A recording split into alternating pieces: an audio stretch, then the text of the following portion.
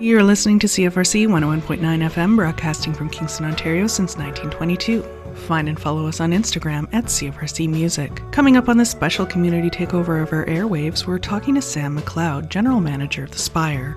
Spire, located at 82 Sydenham Street, is a historic Kingston landmark with over 170 years of history. It has become a vibrant community hub for arts and non-profit groups, housing more than 20 community and cultural groups, and serves as one of Kingston's best large performance venues. The Spire is one of the participants in this year's Next Great Save competition, aiming to replace their aging heating infrastructure with efficient heat pumps and renewable technology to cut emissions. Public voting is open until April 24th, 2026. You're listening to CFRC 101.9, and in the studio with me right now, I have Sam, who is the General Manager of the Spire. Hey, thanks for having me. Welcome back to CFRC Studios, bit of a popular person here at the station. It's really nice. Sam, you're here to talk about an initiative that the Spire has going on right now. It's a bit time sensitive, so we'll obviously hop into that, but I wonder if, to start, you can give listeners a sense of what is the Spire? Yeah, well, it's a good question because it can be confusing because it's so many things kind of all at the same time. But essentially, it's a community hub, social services, arts,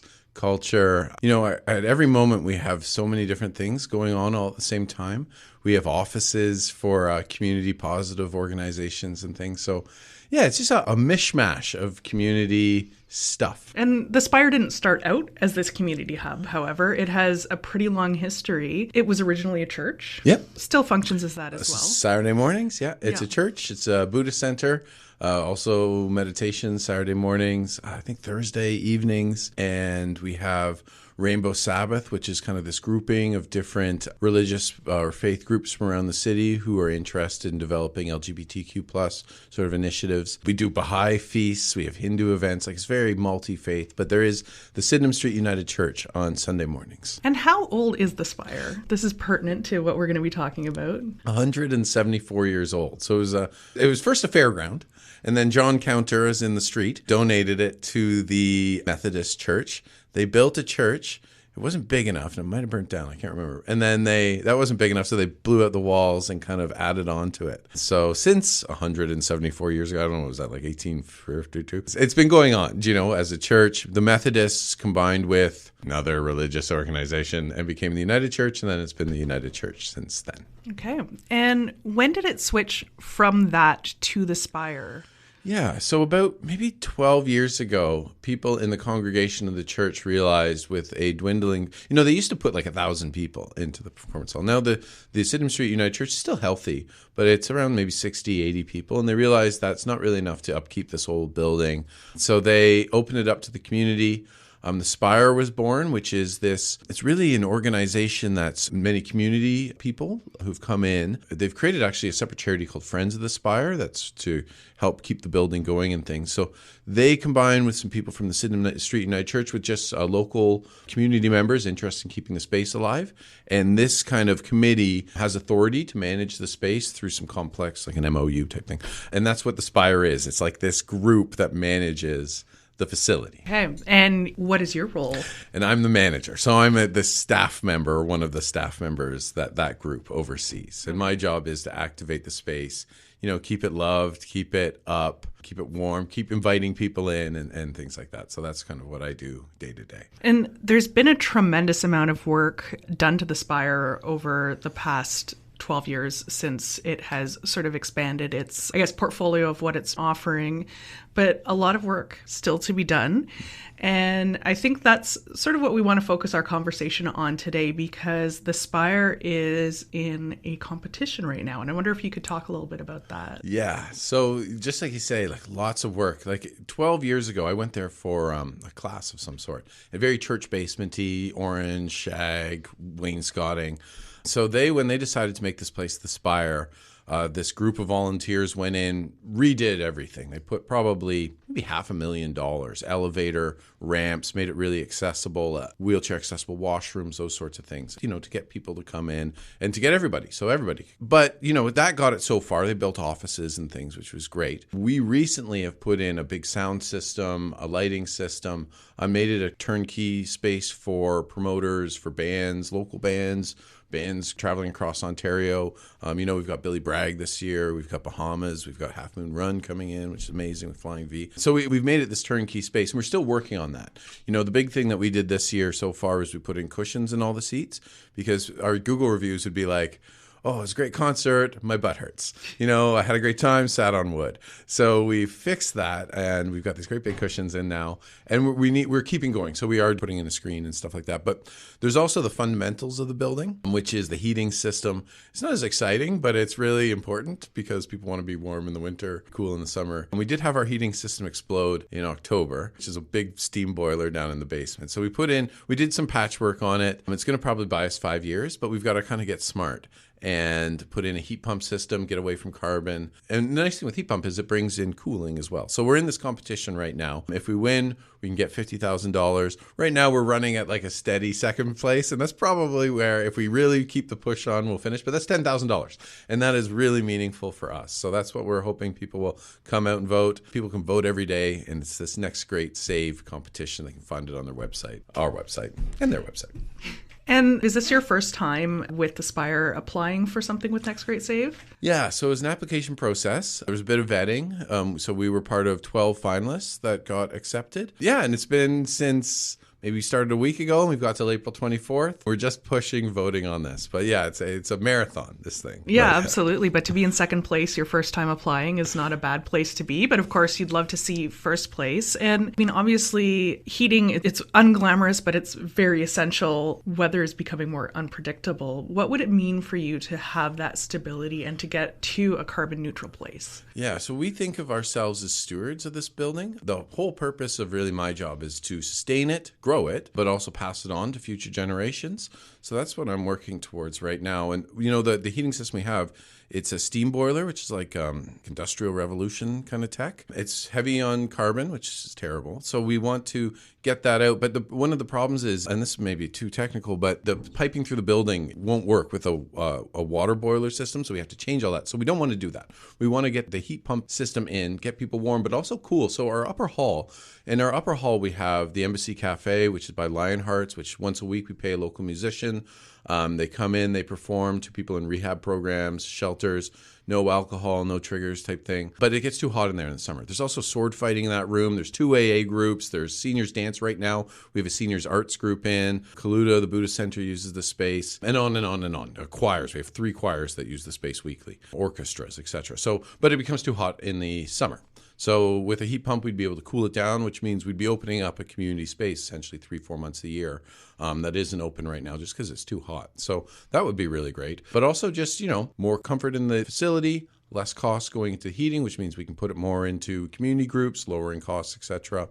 And just being part of the community, decarbonizing, being part of the global community, decarbonizing, which is also very important for us. And does the Spire act as a warming center sometimes in the winter as well? So we have a food services program. Okay. So that's actually going on right now as well. Right. So people can come in, we give food vouchers out, and there's, I think, 125 people that rely on that every month. And we give people who maybe just come in kind of once a year or once a month, depending, food voucher programs. So, keeping that going is really important. That's been going since the 80s. And that's just one level of service that we have. We also run something called the Helen Tufts program, which is for youth. And we team Queen's students who are in the Con Ed program with young people who maybe need support. We bring them in twice a week, taxi them in. They sort of do tutoring and play games with Queen's students. We offer a meal that we cook. I think usually it's like lasagna or pizzas or something, or try to keep it healthy, like salads. So yes, we offer all of these kind of no-cost community support programs.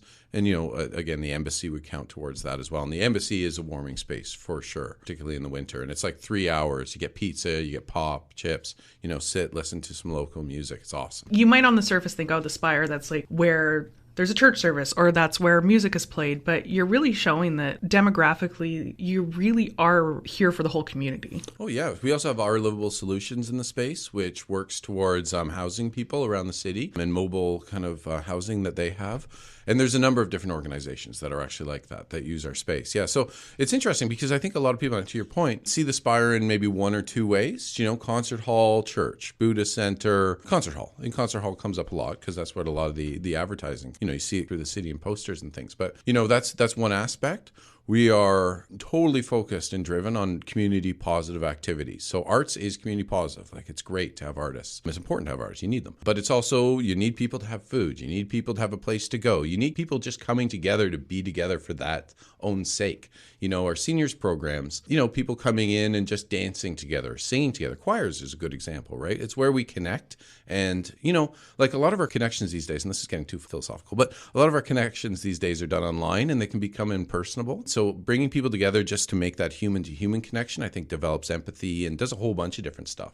And also just loneliness and things like that, So that's really our focus. Like, if you really compacted it down, it's just bringing people together. And that's the purpose. And that's what we want to pass on as well. Right. And absolutely, I think the idea of isolation being a crisis really came to fore in COVID, but post-COVID, those issues are still the same. And sometimes it's about accessibility, affordability. So you have a space here that is fully accessible.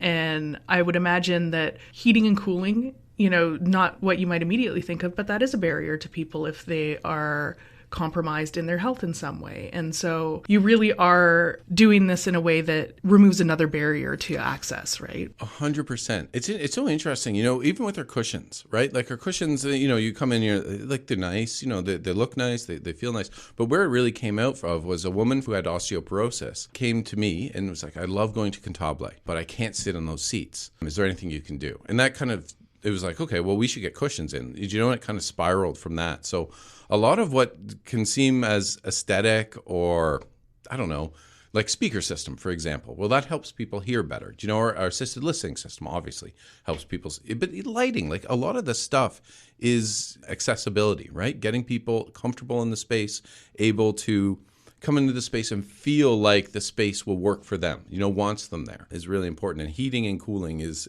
supreme in that, right? Like, when our heating system went down, it was freezing. We had a couple concerts where people were freezing. And that's terrible, right? If people have maybe blood pressure problems or some other kind of health issues where they get cold quicker than maybe other people, that's a real concern. So it's a huge concern for us. Well, and I can't imagine, a stone building, I'm sure insulation in there is not fantastic. Yeah. What does it cost now for you to heat that building? So it's interesting. It's about $35,000 a year. So it's not insignificant for us. A heat pump, we actually have an energy study going on right now with an engineer out of Queens. And we're finding, we can bring that way down. So, and again, our costs, like we're a not-for-profit, we're a charity. We don't distribute that savings to stakeholders or something. Like nobody takes that home. It just goes into the facility. And our whole goal with a lot of our spaces is to keep costs as low as possible, to make it as accessible as possible for small groups and things like that. So, that savings goes back into those groups' operations. And it's the same with our concerts. We have a Billy Bragg concert, for instance. It's sold out. Big name. Can't wait. I'm not sure if I'll get in. But that revenue that maybe we're selling alcohol or we're selling candy or whatever we're selling, that revenue goes back into supporting those service programs. So everything kind of works together. With, really bringing people together and accessibility at the heart. Okay. So if people are listening right now and they're like, okay, I'm in, I want to vote, where do they go? So they can go to the nextgreatsave.ca and they'll see like a list of different places, all great. We hope they pick the Spire. You can click vote under the Spire and then you enter your email address, it sends an email to you, you click confirm and boom, you're voted. And they can vote every day, people out there, I hope you consider it, please. They can vote every day until the 24th and they announce the winner, I think on the 24th or the 25th. They can also go to the Spire's website, thespirekingston.org, and right on our front page, there's kind of a link through. You just click on it. It says click here, and you can vote that way. I've actually seen a lot of social media posts in the last couple of days saying, I'm voting every day. So obviously a lot of community enthusiasm. If people want to help further than just voting, are there ways that they can donate to the Spire or help volunteer? How can they get involved? We're always looking for more ushers. We have one of the most beautiful things that's kind of understated is we've built this usher team and they've become this real true community. They'll go do other events. Like they take ownership over ushering. They want people to be comfy and feel welcomed and things like that. So we're always looking for ushers to join that usher team. We have fixers who just come in and like fix things around the building. If anyone's interested or, we have a lot of different stuff. If anyone's interested, they can always email me. I'm at generalmanager at thespirekingston.org. You can go to our website. There's like a contact. We probably have 200 volunteers kind of on a weekly basis doing different things through the facility. Yeah, and like you say, it's well loved. You know, there's a lot of people who have gotten married there, or we had just this past weekend on a Saturday morning, a gentleman set up this like scavenger hunt through the city that ended in the Spire in the main hall, and kind of did a proposal to his fiance. There's a lot of memories that are really positive of people through the city, so I think people really care about it, which is nice. If people want to follow along and see where you're at, does the Spire have a newsletter, or is it best to just follow your social media? We have a newsletter. You can go onto our homepage. You can sign up right there, and then you will get an email from us weekly or usually bi-weekly that says all the different concerts we have coming up. We've got some great stuff coming up. We've got the Hobbit Opera, which is Cantabile. They're teching right now. They're just building this massive set in the performance hall, and they go on, I think the first show is next week, maybe Thursday or something. You can go on our website, go on our events section, see what's going on. But then we've got so many shows. We've got Candlelight. We put like 3,000 candles in the space. They're LED, so we don't burn it. I was going to say, what's the insurance? I know. You know what? I brought it up at a board meeting. I'm like, we're putting out 3,000 candles, and everyone's like, you're doing what? You know, and I go, no, they're LED. They're LED. It's kind of a vibe check. So there, you can see all our events, and we've constantly got stuff. We just had 3 concerts last weekend. Again, the opera, which is teching this weekend, but and on and on and on and on. And a lot of it's community stuff, right? Like Kingston Choral Society, Orchestra Kingston, Voices Rock. It's nice. We've done some emerging artist stuff too with local bands. Very enthusiastic about our local music scene, and we're working kind of with Flying V to develop that. But yeah, lots of different stuff. So if anyone's out there and they're like, I have a very specific taste, check out our site, because there's probably something that you would enjoy. I should note that all of the music that you've been hearing through today's episode has been handpicked by Sam and represents just, I think, a bit of a cross-section of local artists that you might have heard or might have the opportunity to hear at the Spire. We have so many amazing local artists: the Codas, Tiny Horse, Miss Emily, on and on and on. Piner. I listen to Piner like every day. Do you know, like so many that I really hope the rest of Canada gets to experience. I'm so grateful to be able to put a playlist together here, because it all excites me so much. Well, I wish you the best of luck with this campaign. So once again, it's Next Great Save. nextgreatsave.ca. Check out the website. You can check out the Spire's website. Vote early, vote often. As Sam mentions, they're currently in second place, but there's still 9 days by the time this airs of voting left. So lots of opportunities for you to help support this organization. Sam, it's been a pleasure. Do you have any final words, comments?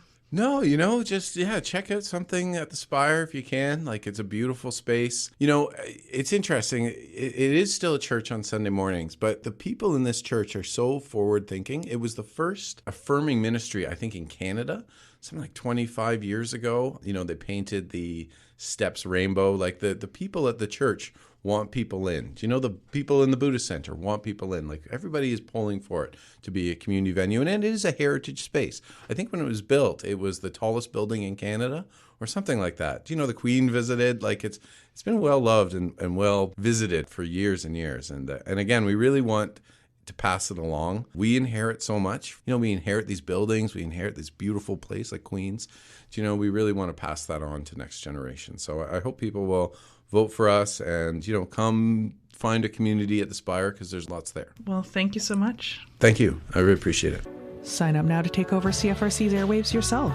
CFRC 101.9 FM invites all Queen's University student groups and Kingston community organizations to take over our airwaves. Join us on air for an hour to talk about your student group or community organization, and also present your own playlist of fun music chosen by your team. This is a great opportunity to talk about what your group does, how others can get involved or provide support, any big events your group has coming up, and how to keep up with the latest news about your group. Apply by visiting cfrc.ca/contact and selecting Apply for a Club Community Takeover. This project is made possible through the generous support of the Community Radio Fund of Canada's Radiometres program.